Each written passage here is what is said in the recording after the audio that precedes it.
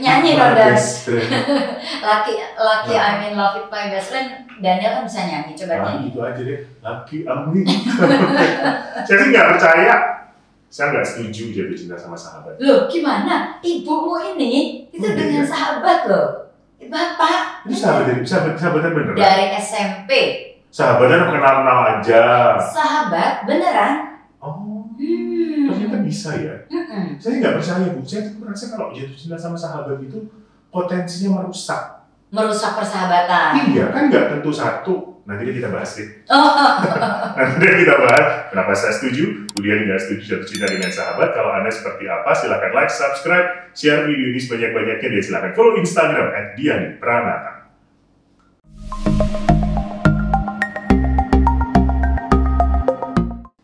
Nggak setuju, Bu. Kenapa, Dan? Satu, sahabat itu ngobrol kan. Maksudnya, ia berteman, bersahabat, ngobrol gitu ya. Mungkin Witing Tresno Jalaran Soko Kulino, mungkin ada yang jatuh cinta. Kayak saya contohnya. Nah, bisa jadi tidak berbalas. Jadi hanya salah satu yang jatuh cinta, memberanikan diri untuk mengungkapkan, yang satu ternyata enggak, bubar persahabatan. Jadi nggak enak. Kehilangan teman. Dua, saya masih percaya bahwa cinta itu harus datang dengan spark, berbunga-bunga, perut gitu. Kalau sama sahabat kan udah nggak ada ya. Udah tiap hari ketemu, ngobrol gitu nggak ya? Ya ada lagi, Dan. Benar-benar. Kalau ini ada. Jadi kayak Diani sama Bapak kan juga udah kenal dari SMP. Tapi waktu jadian itu kan waktu kita kuliah S2. Ya saat itu ya jatuh cinta lah. Dari periode SMP sampai S2 sahabatan nggak? Sahabatan. Bener. Oh, sahabatan. Tetap ketemu reguler, nongkrong bareng gitu. Telepon, nongkrong bareng. Saya juga tahu Bapak pacaran sama siapa. Bapak juga tahu saya pacarnya siapa. Sampai segitunya? Iya dong, kan sahabat. Jadi benar-benar cerita, benar-benar emang sahabat. Dan waktu SMP sampai sebelum jatuh cinta itu memang nggak ada rasa apapun? Nggak ada. Nah, sebenarnya, kalau boleh buka-bukaan dikit, sorry ya Bapak, waduh. Sebenarnya dia tuh suka aku duluan, jadi saat kuliah. Jadi saya sama Bapak kan beda 2 tahun ya. Saya kenal, saya 1 SMP, Bapak 3 SMP. Itu temenan? Kenal di ekstrakurikuler drama. Yo, luar biasa. Oke. Karena saat itu Bapak lagi ngejar seorang cewek. Oke. Kelas, gitu. Kelas 2 SMP, jadi cewek ini 2 SMP. Jadi waktu itu gara-gara cewek itu ikut ekskul drama, Bapak ikut. Kenalah sama saya gitu kan. Nah, udah setelah itu kita temenan terus. Temenannya intens, maksudnya sahabatan. Terus waktu Bapak kuliah, saya masih SMA, dia bilang suka. Oh, ngomong? Bu Diani? Enggak suka. Beneran. Jadi ngomong, dan gak rusak persahabatan setelah itu? Enggak. Jadi aku ketawa-ketawa aja gitu. Dasarnya gitu. Dan Bapak kan emang gempal ya. Jadi Diani tuh ya seperti di episode saya yang pertama deh kayaknya. Saya kan maunya cowok yang six pack gitu. Jadi waktu Bapak bilang suka tuh apaan sih? Dijai deh ini orang temenan, sahabatan gitu. Jadi nggak jadi itu. Nah udah Bapak pacaran sama orang lain, saya pacaran sama orang lain gitu. Sampai akhirnya di Amerika ya udah. Jauh ya kuliahnya ya. Kuliah S2. Nah itu waktu jadian ya ada rasa lebih dari sahabat lah. Apa yang bikin mau jadian setelah itu? Setelah dengan semua pengalaman nggak suka, kemudian sahabat itu, makanya seperti tadi kamu bilang, saya tuh percaya yang pacaran tuh dengan ada kupu-kupu di perut. Ya itu ada juga, Dan. Jadi dari yang tadinya biasa, jadi kayak merasa ya jatuh cinta. Tiba-tiba muncul? Iya, jadi waktu itu kita suka meledek mungkin karena di tepi Charles River kali ya. Jadi lokasi menentukan. Lokasi menentukan prestasi. Oke, jadi kan posisinya Bapak yang suka nih? Enggak, jadi waktu dia suka kan udah aku tolak dan Bapak udah ada pacar lagi, pacaran ada 2 lagi kali malah. Kemudian bersamaan waktu itu, momen, waktu dan sebagainya yang mendukung sehingga jadilah si 2 sahabat ini jadi pacaran. Iya. Jadi kalau yang soal ada kupu-kupu dan rasa-rasa berbunga-bunganya mah ada. Oh. Tapi tadi yang kamu bilang apa? Kalau misalnya yang satu suka, yang satu enggak, gitu kan? Jadi bersahabat. Saya enggak, iya. Jadi kita tetap bersahabat. Bapak nggak jadi rikuh-rikuh? Enggak. Kita tetap. Dia juga nggak jadi aneh? Enggak. Ya udah, pokoknya udah apaan sih? Gue sih nggak suka sama lo gitu. Udah, tapi tetap temenan gitu. Oh, okay. Dan kalau ada tipsnya lagi, kalau saya sama bapak kan emang nggak jadi aneh, nggak jadi. Tapi kalau kamu takut, misalnya bersahabat terus dia suka nggak ya? Ntar kalau aku ngomong dia nggak suka malah jadi persahabatannya putus. Kalau saya bilang ya test the water dulu lah. Misalnya kan ada langkah-langkah, kisi-kisi yang kita tes dulu kira-kira dia suka apa enggak. Ya misalnya tanya ke teman yang lain, gitu kan kita bersahabat nggak mungkin berdua aja kan, mungkin ada pergaulannya. Berdasarkan, jadi narasumbernya hari Diani Pranata ya kan, dia pengalaman berdasarkan pengalaman Diani, apa hal positifnya akhirnya menikah dengan sahabat? Oh oke. Kalau saya ya, karena udah kenal lama, jadi udah tahu semuanya kan tentang dia. Jadi udah nggak ada jaim-jaim. Biasanya kalau baru pacaran tuh, kan ada jaim ya. Dulu kan dia nih cerita lah, dia nih sebelum bapak tuh ada pacar gitu. Itu kan kayaknya kepinginnya tampilnya perfect gitu.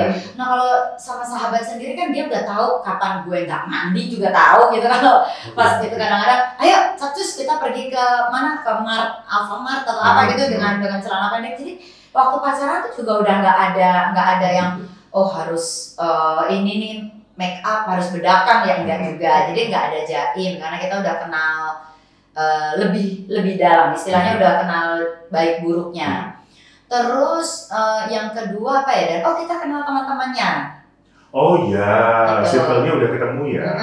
Nah Diani kan juga pernah bilang orang mencari jodoh atau pasangan hidup, salah satunya Diani pernah bilang di episode berapa saya lupa, lihat dari teman-temannya.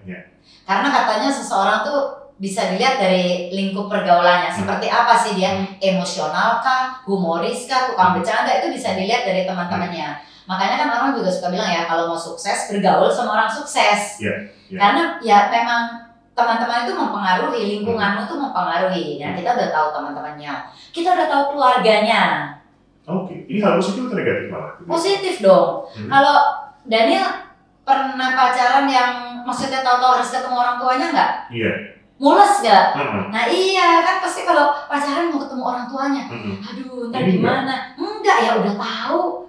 Orang mamahnya saya aja gini, ya sama si Chandra, maksudnya udah teman masa kecil. Iya. Saya juga udah dikenal sama papa mamanya, jadi kayak, halo om, tante, saya udah biasa gitu. Nah, terus apa lagi ya Dan?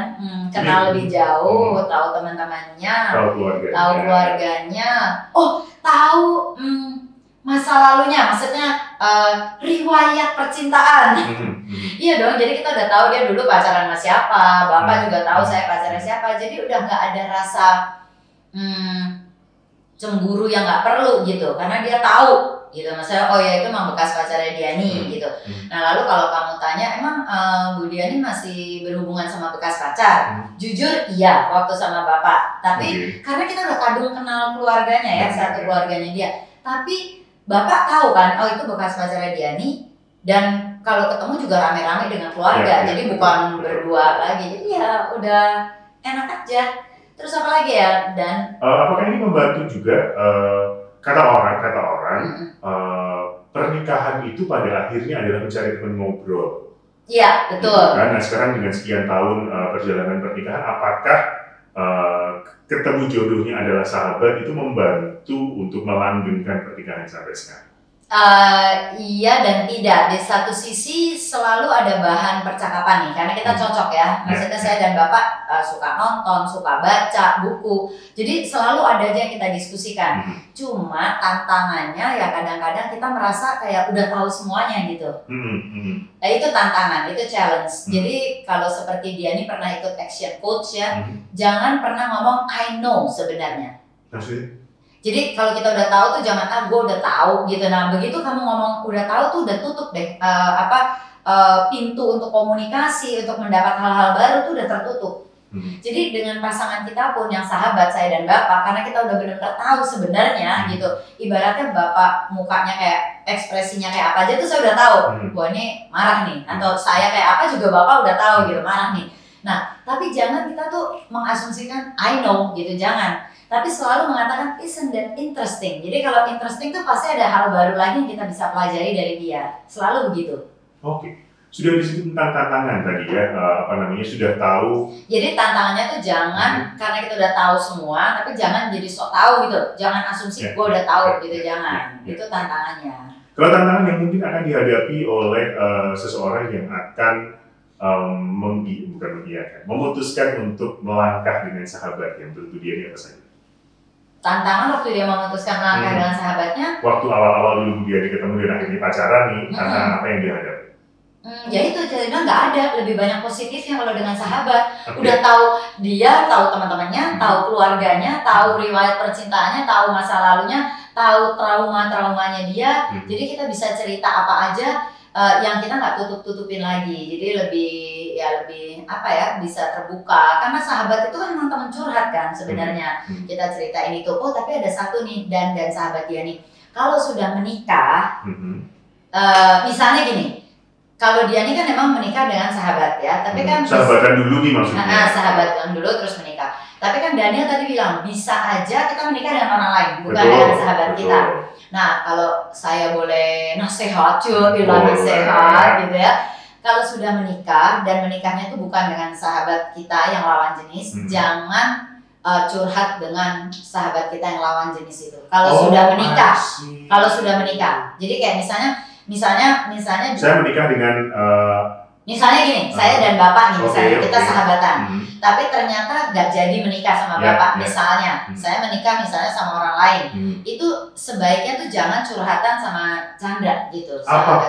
Nggak boleh. Jadi itu yang saya pegang setidak-tidaknya dalam pernikahan saya. Jadi jangan curhat dengan lawan jenis kalau sudah menikah.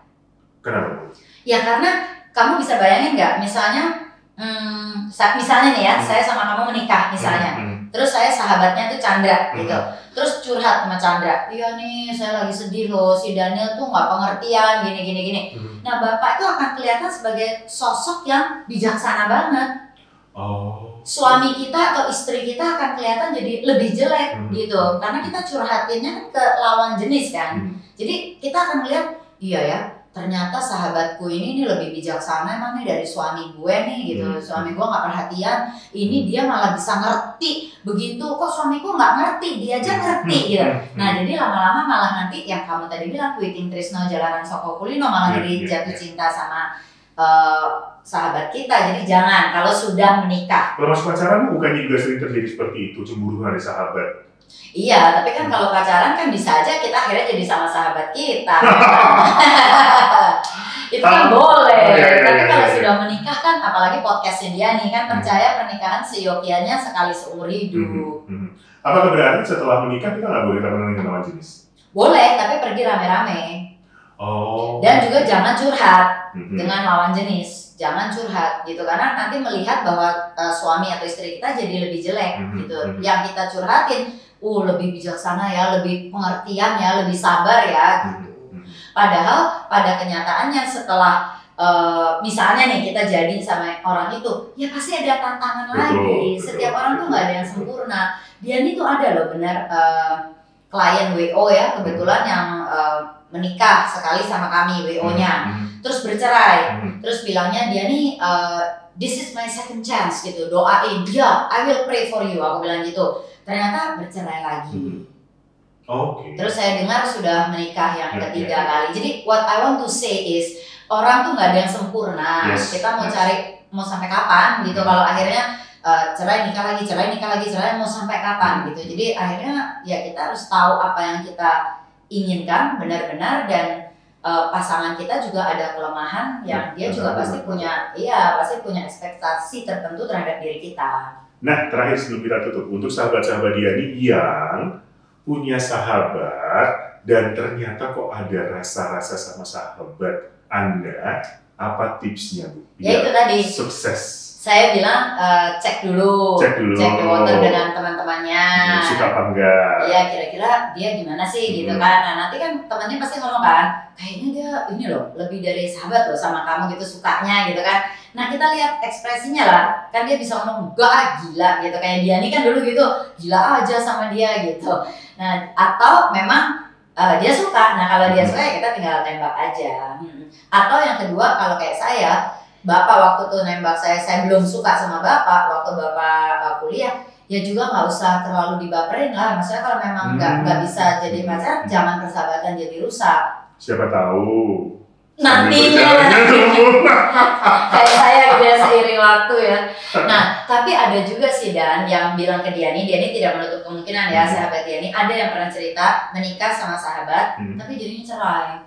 Nah berarti kan itu tadi, balik lagi bahwa ada tantangan masing-masing. Ada tantangan, itu salah satunya kadang-kadang merasa terlalu tahu, udah tahu jadi tidak membuka pintu-pintu untuk belajar lagi. Padahal manusia itu kan tetap prosesnya adalah belajar setiap kali. Kata kuncinya itulah, jangan mengatakan I know, gue sudah tahu, lo kan begitu kan? Nah jangan begitu, jangan pernah ngejudge gitu. Jadi tetap buka pintu komunikasi, pintu pembelajaran satu sama lain. Jadi buat sahabat Diani yang sekarang sedang dekat dengan sahabat, kemudian kalau ada rasa jatuh cinta, teruskan aja pelan-pelan, disampaikan rasanya. Dan kalau tadi ternyata nggak berbalas ya jangan baper. Jangan baper. Tapi kalau Diani pribadi ya itu kelebihan dari menikah atau pacaran dengan sahabat itu tadi. Udah tahu semua masa lalunya, udah lebih terbuka, kita nggak usah jaim, keluarganya kita juga udah tahu. Oke. Apakah Anda setuju? Ya silahkan boleh di kolom komen, setujukah menikah atau pacaran dengan sahabat? Ya kami tunggu komentar-komentar Anda. Dan sekali lagi jangan lupa untuk like, subscribe, dan juga share video ini. Dan silahkan follow Instagram Diani Pranata. Dan sekali lagi, tujuan podcast ini adalah bukan menghakimi siapapun, tetapi supaya kita semua mempunyai keluarga, rumah tangga yang langgeng dan sejahtera.